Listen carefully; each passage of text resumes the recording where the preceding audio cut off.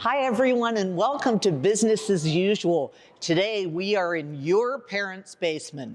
Now, don't be alarmed because it's actually not your parents' basement. It's a really cool business that's in downtown Butler. And today, I'm with one of the owners, Ray Friendon. How are you? Not bad. How are you doing? I'm doing very well, thank you. And this place is so cool, and I want to make sure that everybody knows about it. We appreciate that. So it's you and two other owners, is that correct? Yeah. And what are their names? Sure. The three of us, I'm Ray, my wife Jen, and our friend May, we decided to start this up about a year ago, yeah. Very cool. Now, I have to ask, what on earth gave you the idea to open a business like this? What was the thought process? Absolutely. So there are a lot of places that you can game. There are like gamer cafes, barcades, things like that. But there aren't many that let you linger and be social. And we were looking for a space that could accommodate like both kids and adults and let you actually just stay instead of have the 2-hour turnaround of a table at a restaurant or a bar where you feel bad that you're taking time away from a server. Exactly. Yeah.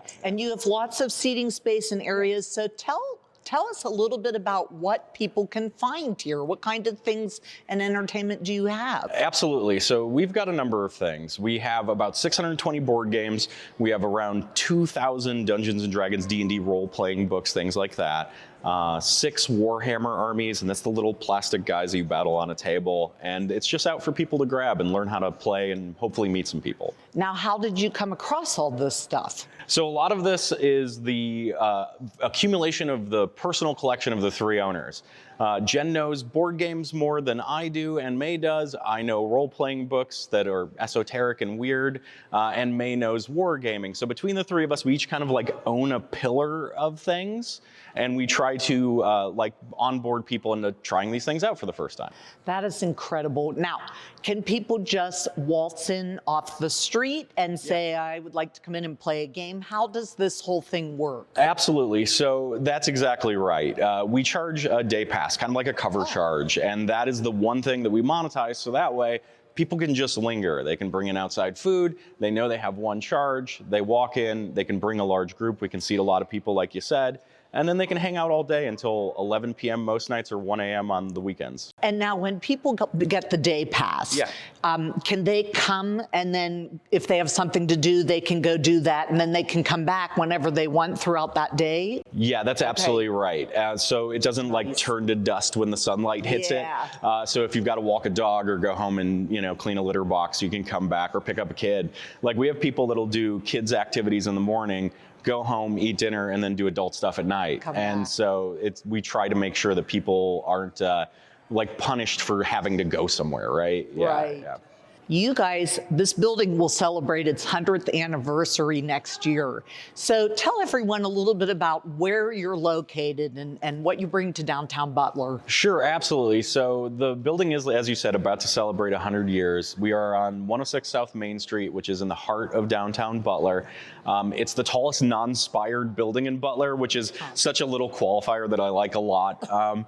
And the bank itself had built out dating back to like 1918. There are safes that have Pittsburgh without the H on them, and there are 6 of those things in here. And the history, the bones of this place are really unique and nice, and it's not something you're gonna find other locales. Like we looked around for a while, and we were looking at Butler first anyway, and then we saw this place, and we just thought, how do we do this any other place? You spoke a little bit about your room upstairs that used to be the board room, but it's a beautiful room. I have been up there, but there's lots of really cool technology up there. So tell us a little bit about what's up in that room. Absolutely happy to. So we have a 14-foot long, 100-year-old table that's original to the room that we project down a 12-foot D&D battle map down onto.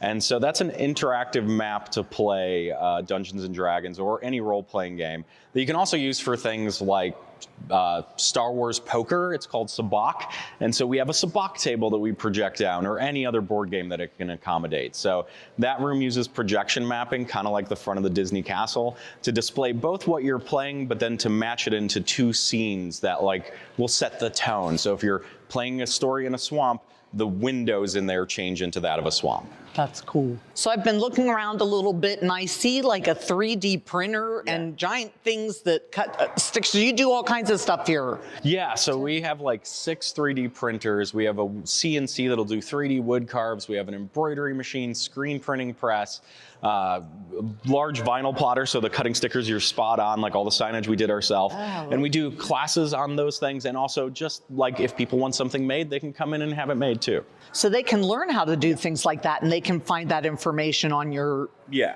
basically all the classes are scheduled that way online, Okay. Now I understand that you do certain things sometimes on certain nights. Absolutely. So we have unique events, but certain things are evergreen. So every Monday is a night where if you're playing a trading card game like Magic, it's a reduced rate to come in and do that and find people to play with. Tuesdays are a craft night where I'll do clay sculpting demos. We have somebody that runs a knitting and crochet circle, and we also have mini painting. Wednesdays are always some sort of tabletop game. Thursdays, DMs get in for free. There's always something happening in addition to the newly unique scheduled events weekly on Facebook. So there's really a wide variety for everyone, every age kind of to do here too. I think that's important. Like a lot of these hobbies can be kind of exclusive. And so we wanted to have an inclusive place where no matter what your age is, your gender, your representation, your income, you can come and do a thing. We didn't want to like gentrify fun. And we didn't also want to say you get to do these few things and that's it. So we have retro gaming here with a lot of old consoles. We have rock band karaoke with 4,000 songs. There's a lot you can do. That would be fun. Yeah, That it would be is. really fun. That's a relatively new thing, and it's been really popular. And it's been nice because I get to walk up and hear the dulcet tones of everybody trying their best, like Sammy Hagar impression, which is great. Very cool. Yeah.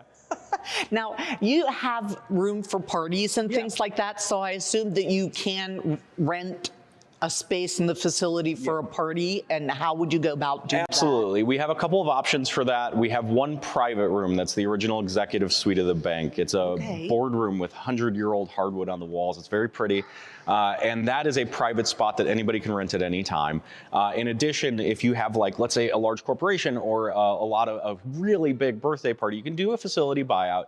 Most of the time, though, because we can seat so many, we just say, come in. And, you know, if it's a big party, call ahead and get a reservation. But most of the time, it's just walk-in business. It's very fun. We came here with our marketing group from Armstrong, and we had a great time. And some of the things we did, you also did like a mystery with us when we walked in the door. So tell us a little bit about how those go. Yeah, absolutely. So in addition to the games that you can play, we have murder mystery games. We can also facilitate like group Dungeons and Dragons sessions. So if you've never done that before, it's just telling a story with your friends and rolling dice once in a while. It's easy and fun.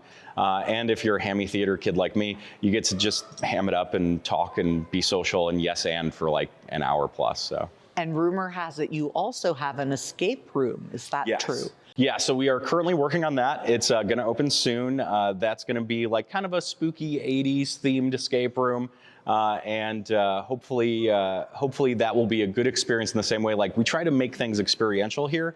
And so we want that to be like a nice narrative storytelling kind of experience for people too. So if people are interested in coming here to your parents' basement, how can they find out more? Good question. So we have a Facebook, Instagram, Twitter, kind of the things you'd expect, but there's a pinned post at the top of Facebook that has our Discord, a Google Calendar with all of our events, and kind of just one big link out to everything that we have. Well, Ray, I really appreciate you letting us come in here, and I'm telling you, you won't find all of this in your parents' basement, so you got to come to your parents' basement here in downtown Butler. For Armstrong, this has been Daneen O'Donnell with Business as Usual.